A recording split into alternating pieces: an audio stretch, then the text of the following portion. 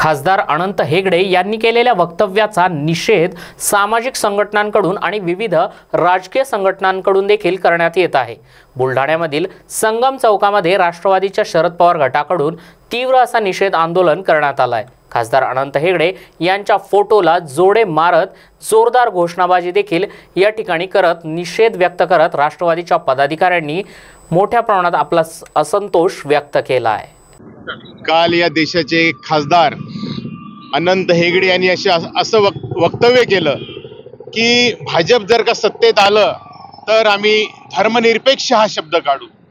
Doctor Babasaheb आंबेडकरांनी जे संविधान बनविलं त्या संविधानाची सुरुवातच अशी आहे, आम्ही भारताचे लोक भारताचे सार्वभौम धर्मनिरपेक्ष गणराज्य स्थापन करण्याचा अशी या भारताच्या संविधानाची सुरुवात असताना या देशामध्ये असंख्य जातीतेने विविधतेने नटलेला हा देश भाजप केवळ जातीयवाद करून हा धर्मनिरपेक्ष शब्द काढण्याचा त्यांचा मानस आहे।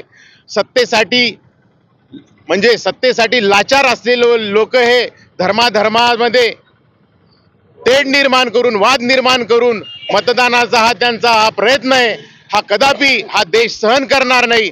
राष्ट्रवादी शरदचंद्र राष्ट्रवादी पक्षाकडून आम्ही त्यांचा हा जाहीर निषेध करतो आणि या देशाची जनता यांचे मनसुबे त्यांचे मनसुबे उधळल्याशिवाय राहणार नाही हे आम्हा सर्वांना याची माहिती आहे, त्याचं ज्ञान आहे। म्हणून आम्ही अनंत हेगडेचा आज निषेध करतो। अनंत हेगडे